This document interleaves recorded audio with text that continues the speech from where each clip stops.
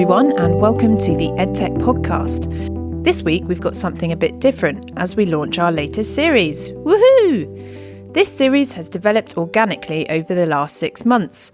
Earlier this year, in the spring, I moderated a discussion on how to develop the teams which make change possible, with a range of higher education leaders advocating variously for centralised or decentralised action plans, better collaboration between academia and professional services, and professional development essential for everyone, including the board.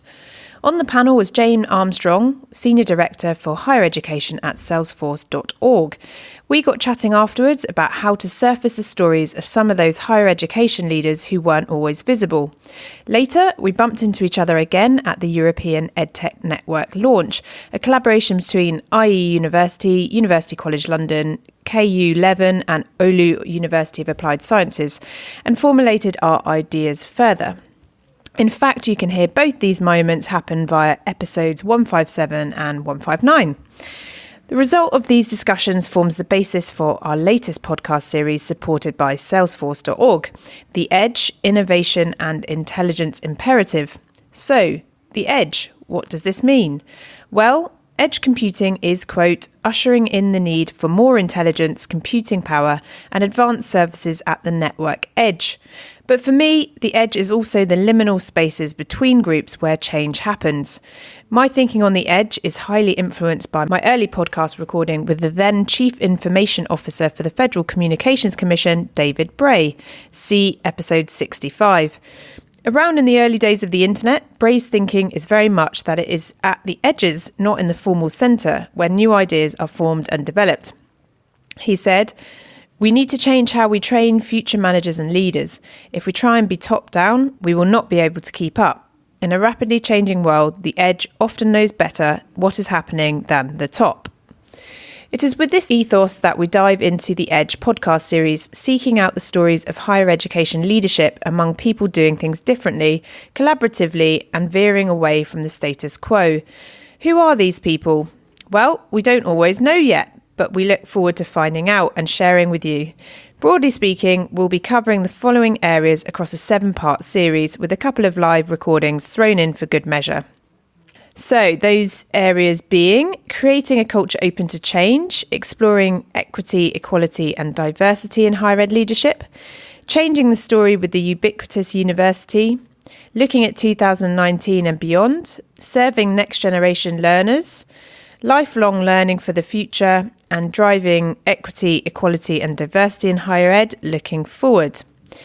I'm interested in how we might excel in leadership based on both our human and humane qualities, whilst in an era of dizzying advanced computing. But with that all behind us, let's proceed to episode 1 of our series, which was recorded just yesterday in Paris. So this week's recording is fresh off the press. In this live recording, I speak to Ian Harper, Head of Digital Marketing at Saïd Business School, University of Oxford, Jorge Villabona, Chief Marketing Officer for ISDI Education or ISDI Education, and Jake Hornsby, Chief Information Officer for California State University. And I speak to all three about the trials and tribulations of digital transformation and creating a culture open to change.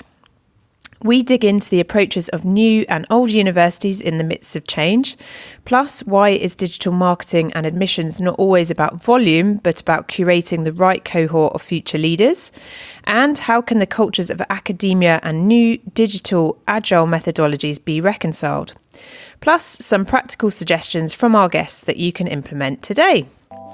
Thanks so much for joining us, to today's guests for their candid views, and to Salesforce.org for supporting. And don't forget, if you're not already, you can subscribe by searching for the Edtech Podcast wherever you listen to your podcasts. Okay, here we go.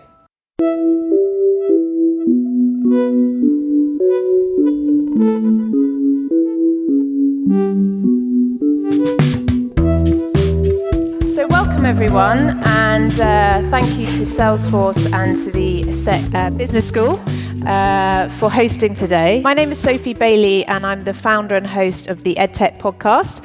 And our mission is to improve the dialogue between ed and tech for better innovation and impact. Today, we're going to be talking about digital transformation and creating a culture open to change. So we're going to crack that in 45 minutes. No problems there. And I'd like to welcome also my guests. So we have Ian, Jorge and Jake. And what we'll do is we'll kick off with just perhaps in a couple of minutes, give some description to who you are, what you do, and the type of university you're working in. So perhaps scale, types of students, types of courses, that kind of thing. So Ian, would you like to kick off? Sure. Great to be here. I head up the digital marketing team at Oxford University's business school, Said Business School. It's a strange kind of mix of the old and the new. So the business school is only 21 years old, but the university's considerably older than that. I think 900 odd years old. So most people will have heard of Oxford. So the business school, like many business schools, is somewhat autonomous, so we have quite a lot of kind of latitude to do things our own way. We sit within the social sciences division, and we are obviously a sort of a very big contributor to that division. So we sit quite separately within Oxford University, although obviously we're part of the university. My team looks after quite a number of things, from sort of data and analytics to CRM, marketing automation, websites, social media. And I guess my focus over the 2 years that I've been at Oxford is really trying to sort of get us to a point where we can measure everything right the way through our kind of marketing stack, and also do projects in a sort of faster, more agile way, which is, I guess, what would be good to talk about today. Brilliant. And I'm looking forward to our conversation later on measurements, because I know yours are slightly different to perhaps some people's here when they're talking about admissions. So we'll come back to that one. Sure. And Jorge. So my turn. Jorge Villabona. I'm managing all the marketing efforts and communication for Easy. Different from my colleague, you shouldn't know Easy. We are 10 years old. We were founded in Madrid, but we were born in this digital environment. So I will share with you some of our open culture things and agile methodologies, which today is the coolest word in the world. I mean, we have two targets: individuals and companies. Our mission when we were born was to help people and companies in this digital era through transformation, through technologies, through training. So we are doing basically master degrees for the digital era. So we are focusing on executives, senior executives, graduates, but mainly our programs are based on digital business things. And we have created an ecosystem around the student, meaning that not only we are doing training, but we are doing papers or research based on digital topics. We are accelerating companies, so startups that our students are creating, and a bunch of things, again, to create this ecosystem to face the digital environment. And now we are in Mexico City, United States, and Paris. So starting to, not to be so small and so enfant terrible, and starting to be relevant in the sense of number. We have trained more than 15,000 students, more than 200 companies, and accelerate more than 300 startups. Fantastic, thank you. And Jake? Yes, my name is Jake Hornsby. I'm currently the Chief Information Officer at Cal State East Bay in California, actually right east of San Francisco. Cal State East Bay is actually part of a system of 23 campuses. We have 15,000 students, largely not research-based, but more, what would you say, kind of standard curriculum, standard degree, more professional types of education.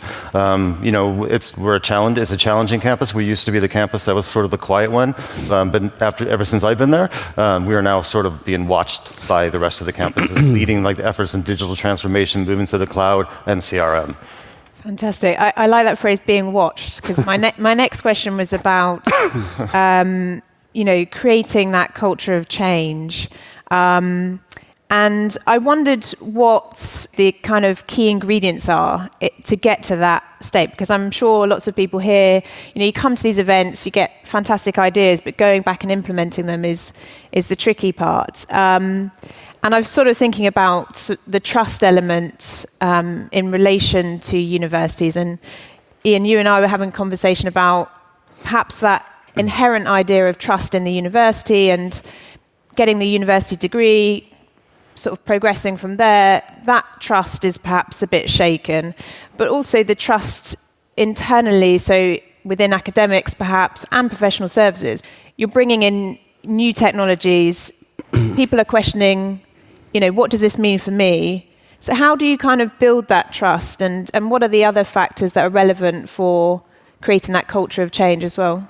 Sure. I guess I should kind of shout out to the video we were discussing, which is an academic at the business school called Rachel Bosman, she's done a lot of research on what she describes as trust leaps, which is really about looking at how technology, and particularly the sort of accelerated change of technology, with things like social media, it's just going so fast that it's requiring people to make these trust leaps, which, when you ask someone to leap too far, you're asking for trouble, because there's this gap. So I think, if you Google Rachel Bosman, she's got a great TED talk that I heartily recommend, because I think whenever you're designing digital products, you kind of have to bear this in mind, that the pace of technology change is often far faster than cultural change. And I guess having worked in many different sectors, probably less time in higher education, I've been able to sort of compare and contrast different cultures. And I think one of the things that I can speak to where I am is that, in higher education institutions, the culture seems to be set by sort of academia, the academics. And that culture is generally that, they sort of sequester themselves away for years maybe, and just research until something is absolutely perfect, and then they sort of publish it and kind of wait to be shot down by peer review, and so there's this sort of terror of getting anything wrong. Mm-hmm. And anyone who's got any familiarity with sort of digital techniques kind of understand that's anathema to digital development, which is to really accept that there's this information gap, actually, to try and get something, a minimum viable product or whatever, out to your customers as quickly as possible, and let them tell you what's kind of right and wrong with it. And actually, I think one of the most valuable bits of advice, I guess, techniques, is actually to try and sort of win hearts and minds internally, that MVP, build, measure, learn methodology is as rigorous and valid as anything else. Mm-hmm. And actually, I think until you can kind of win that battle and convince people that just because something you release as a first iteration may not be perfect, that doesn't mean that the methodology is flawed, or in fact that you're approaching it in a non-rigorous way. So there's this tension between academic rigor and, I suppose, digital transformation and development cycles. So different approaches. And Jorge, you mentioned that, you had the privilege of being able to come up with a structure, or the founders, in terms of what you wanted it to be from the outset. And I understand your structure is quite flat. So that kind of feeds into the same. Yeah, we always say that we were kind of lucky of being built up 10 years ago. So as Ian was telling, and you were highlighting, what trust do you have in something that has just started? So we didn't have trust, at all. Versus ESA, versus you guys, versus all the options. So we did something incredibly simple, which was listening to the client, which is the basics of marketing. Today it should sound that listening to the client and client centricity is the golden rule, but it has been there for the last 80 years. But we were born listening to the client. So we listen to the clients, students, we detect some pains. And yes, we have a flat organization because we were born based on projects. So whenever we create a program, so the first program was the Master in Internet Business, and was created in Madrid and Barcelona because there were not enough digital business managers in Spain. And no other university was facing that problem. So we created the program, and again, following Ian's point, MVP, we were not perfect. Clearly not perfect. Mm-hmm. But in that non-perfect scenario, we react super quickly in the sense of changing experts, changing topics, listening to the students. We have kind of a boycott in some classes, so we interact super quickly. And we discovered something incredible, which was that students were accepting failure. They were accepting that things were not, if you are transparent in communication, if you are transparent changing things, if you're super quick. And then we don't have a faculty. We don't have like decades of people managing the company. So there were us. Easy is founded by 3 people, which is super efficient in terms of decisions, in terms of speed, in terms of making things happen. I mean, it's not that good in other senses that you can imagine. But that was our way of being born. 10 years after, MVP thing is not super cool, is not the way it is 100%, because you will be suffering every single day. So again, you have to balance between, a product. Our products are 10 to 40,000 euros. You cannot be doing crappy programs, to be honest. You have to be touching perfection and being quick, which is super difficult. So quick question to the audience. How many of you are from institutions that are over 20 years old in the making? Okay, so I reckon that's at least 2/3. So I guess if we take the business school as a kind of newer part of Oxford University, most of the institutions here, so you're representing that ability to create from new. Do you have any thoughts or suggestions or strategies for those that are perhaps in institutions where the perceived understanding of how things are done is far more embedded, and so perhaps the chain of communication is larger, and perhaps how to go about change in those circumstances? I guess what I would say is, although the business school is quite young, obviously the university isn't, and I think, there is a certain inherited culture from the wider university. I think, I've worked previously for the UK government where, there's very entrenched kind of ways of doing things, and I worked in the early days of what became the government's main website in the UK, gov.uk, and I think there what worked well was creating a very small group within government that was sort of supported at the highest levels by the UK government, but was kind of empowered to sort of take forward these fast change programs in a way that, government and IT prior to that was, it was just a kind of litany of expensive disasters. But, that's become quite successful. And I think that model of, it's no good having kind of, your sort of, you will always have your kind of, your business level champions who really get this stuff, who get digital. But I think without that absolute top level buy-in and support, and then being able to create a sort of a nimble element that maybe cuts across, our organization is very vertical, so there's lots of verticals of programs, services, being able to create something nimble that cuts across maybe some of those verticals. I think that's kind of...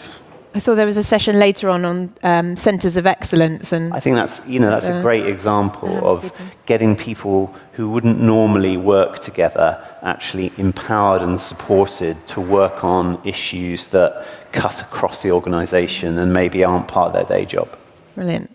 So, next question. We're talking about digital transformation as well. And so I wondered if we could offer up to the audience, both here and on the podcast, some one positive example of digital transformation that you've worked on, and also perhaps somewhere where you've tried a strategy and it hasn't worked or it's failed, but you've learnt from it. So, Jake, I don't know if you want to go first. Yeah, I can start on this one for sure. Our campus, we realized we had a problem. We weren't communicating with students. In the United States, we have things called like financial aid, and they're really important to let students know about stuff, or if there's a hold on an account.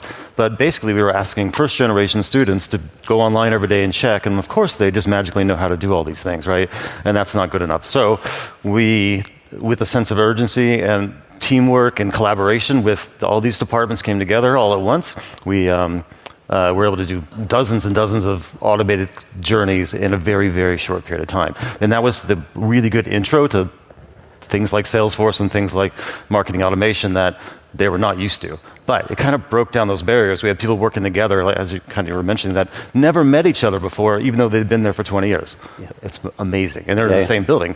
So the lesson learned was actually basically on that project. So there's always within a group of people and collaborators, there's usually a couple key people, right? And when those key people just suddenly disappear all at once in one day, literally, what do you do, right? And so the failure there was thinking ahead, what is our contingency for this? How are we going to recover? And then how do we socialize our staff to go, it's okay, we'll just keep going. And that's a challenge. And it was an oversight, but you'd kind of just, in the back of your mind, hope it doesn't happen versus actually proactively try to prepare for it. Retaining those change makers and, Okay. And how about, so the failure was making sure that the ideas are across the team. Yeah, and thinking ahead, right? And trying to make sure that there's backups for everybody. And we just didn't do that. We went too fast and didn't have time to really think about that. And I think that was a failure. Okay, brilliant. And Jorge? So I think our best project in the last years, and the forum is perfect, is that 2.5 years ago, we were approached by a company called Salesforce. That we Never were, heard of them. Yeah, we were clients. We have been clients for the last 8 years, but 2.5 years ago, they approached us in Spain, and they explained us that they had a problem. They were experiencing a problem, which was that there was no talent in the markets, in the sense of using the technologies, understanding Salesforce, and so on and so forth. So this was a bottleneck that was not making them super happy because of the speed of sales. Okay, they have been approaching other 10 universities in EMEA. The other 10 universities, they didn't have the chance, they didn't understand the business, they didn't have the opportunity to do it. And our success was listening, and we react in 3 months. In 3 months, we create programs, we test it with our alumni. We have talent, 25 people going back to the market in Spain. And the success was that at that point, EASD was starting not to be that quick, that agile, and that super cool, because it's super hard. So the project was, again, giving us the energy to quickly interact. And just everyone listen to this, we super fail in a lot of stuff in that program, which is called Mastering Marketing Automation. Experts were not doing the great classes. We have to change a lot of things. Students were super patient with us. But 2.5 years after that, we are part of the Salesforce training providers ecosystem globally because of that prototyping and that going super quick. Mm-hmm. So it's a massive success because, in fact, today, I was CMO, but now I'm managing director of that company together with Salesforce that is offering courses globally. So a super good example of you cannot sit in the sofa and look at your success. The failure is this other super trend topic, which is online education. We as digital native university, we are supposed to do everything correctly in online education. We do not. It's super hard, it's super complex. Now that we are blending face-to-face with online, because we are selling 20,000 euros online programs, which is, super different from MOOCs or from free education. And it is super hard. And our failure is we have been interacting like for the last 5 years on our online programs, and we are not still near perfection or near something that we are proud of because it's super complex. So again, it's a failure in the sense that we have been interacting a lot of times. We are, keep on enhancing and doing things as good as we can. It's super complex. Okay, and so thinking about things may feel like they're failing in the short term as well, but keep going because the dividends may come. You have to live with that, which is part of the secret of this MVP, whatever it is called. You can choose to be happy with the interactions and with the prototyping and with everything evolving, or you can be sad every single day. Because, students they have the channels, they have the possibility of complaining, of requesting, on questioning, commenting. So we tend to choose the first one. Fantastic. Yeah. And Ian, finally. Yeah, I guess one of the things that's caused us some challenges over the last few years is when we first implemented Sales Cloud CRM, we had, I think, 6 different CRMs prior to that, which we were amalgamating in Sales Cloud. And I think, in honesty, what we ended up doing was creating 6 CRMs within Salesforce. And I think, the reason that happened was that, our implementation partner worked with us, and we didn't really have a translation layer. So we had all of the bits of our business that were sort of saying, well, we're different and special, and things need to work a certain way. And I think, we didn't necessarily have a layer saying, well, just because you can doesn't necessarily mean you should. So we have spent some time subsequently changing that quite substantially. So I think in a way it's been a good learning for us. But I think for people starting out on that journey, I think it's a good kind of watch out in terms of needing maybe someone within your business who's not, if you are using an implementation partner, who's maybe not part of that partner, but also not knowledgeable enough of Salesforce to be able to be a go-between. In terms of successes, I think we've used the kind of principle of what gets measured gets managed to really overhaul in the last couple of years our kind of analytics and data infrastructure, which from a standing start is now we're tackling some really difficult challenges around attributing marketing performance across multiple years in some cases and multiple channels. So that's genuinely an area where I'm doing work that I don't think I've not come across in my career. So I think that's been a real success. I loved our chat before because there's a big narrative about admissions and bums on seats in universities at the moment. But you were talking about with Inside Business School, it's actually how to curate those leaders of the future, and then you're thinking about which countries they're coming from and that kind of thing. And it's a far more complex makeup, probably quite particular perhaps to the university you work in, but I thought it was very interesting. Yeah, absolutely. And I've worked in industries where it's literally, you can kind of, you can't get enough customers. Literally it's just find customers. That's challenge one. But yeah, with the majority of our courses, we could probably fill them several times over organically. But we want to sort of get that balance between quality. We want to make sure it's a kind of a diverse cohort, both in terms of geography and demography. So yeah, it's quite an interesting challenge to layer then digital marketing and analytics and the way that can help that. Fantastic. So we have time for one last question. Thinking about how you've been influenced, your ways of thinking and your approaches. If you had to pick one thing that our audience could go away and implement, what would it be? Oh, wow. There's so many places to start. The way I started at our campus is I created a program, and it was all around student success. So it's the only student success program that covers all academics and covers all administrative departments. And we gave it a name. We call it Compass. We made coffee mugs and T-shirts and things like that. Because this stuff is scary, right? Salesforce and these products are incredibly configurable, which makes them really powerful, but makes them scary, right? And hard. You have to admit that. And then we had to break down that trust barrier again between IT and departments. Departments typically operate in two modes. One, they buy a product and they use it themselves and it's theirs, or they use the one that's offered by big bad IT, right? And they hate them both, either way. And now we have to collaborate. So now we're sharing these responsibilities and having that dialogue with them early on. That's kind of my tidbit, and socializing to how the world works in a fast, agile type way. And a good way to do that, I think, is to use your friends, right? People in this room, all of us that have got somewhere and actually, had some successes will be glad to get on conference calls or visit your offices. Maybe not me. I'll definitely do the conference call.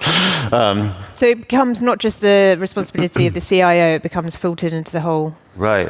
Yeah. If it's just the CIO, you're going to fail. And it's not sustainable. It has to be everybody, and they have to understand why.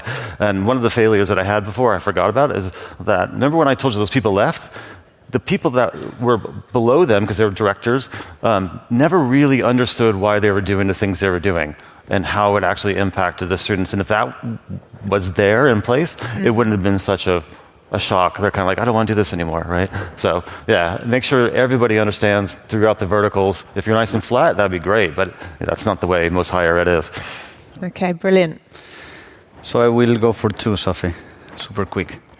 First thing is, we are not that flat, but we're flat somehow. No, that this client-centric thing, we have this mantra, which is students are not coming to EASY and then going back to their lives. We somehow create this environment, this ecosystem, this bunch of things. So every time someone comes to EASY for the first time, he or she will be forever with us. As a wishful thinking. So why not the student will be experts in some time? Why not the expert will help people within EASY to create better programs? Why not this student will create a company, a startup? So we are trying to make this ecosystem, meaning that the marketing that is starting to happen is that recommendation is super high, that they will tell their friends that they are part of what they were, the place where we were learning. So that's functioning super incredible in terms of client-centric things. My second one is being this client-centric, the most important thing after the FIRE invention. Don't forget employees. And there is this other trend of employee-centric organizations. We are stressing the system. We have sports during the week. Everyone has open calendar, so everyone from the first intern can see the CEO calendar, which is not that easy to manage, but it is as it is. You can work at home, not informing your manager. So we are doing a lot of stuff to make the employees trust in the company, be super comfortable in terms of communication. Everyone knows what he or she is doing for the project. So the transparency part. Absolutely, until the point that we have problems. Because we are showing the P&L to everyone in the company, which is not super clever, but we are doing that. You will go to the office, and my team is 25 people, and 3 of them will be there. One will be truly in the hairdresser, the other one will be with the kids at home, and it's not that easy to manage, but it's working in the sense of people that perhaps are not that well paid, perhaps they have a super pushy manager, they have this balance with all the rest of stuff. And again, we don't have the perfect formula, but things are going like that way in the businesses as a general fact. Fantastic. I've got a book recommendation, actually, if that's all right. Yeah. Oh, nice.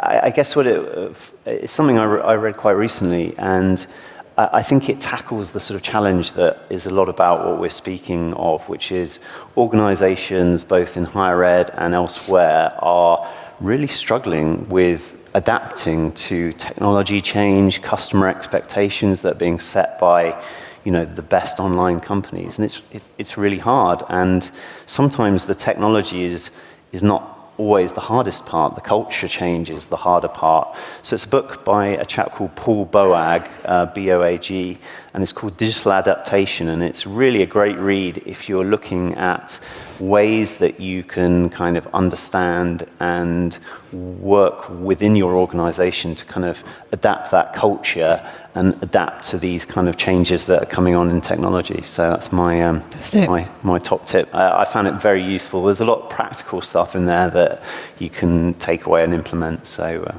yeah. So digital adaptation, I think that was called. Yeah, Paul Boag. Yeah. Brilliant. Well, that brings us to time. So thank you very much for coming along and listening today. Thank you to my guests. And if you want to listen back, again, it's the Edtech Podcast.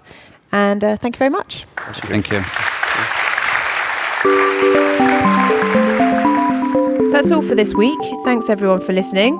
I hope you enjoyed this episode, and if you'd like to be included in the next episode in our listener feature, just say hello, who you are and what you do in our 90-second voicemail platform at speakpipe.com/the Edtech Podcast, and we'll pop that in to one of our future episodes. You can also follow the conversation online at Podcast Edtech and at Salesforce.org. See you next time.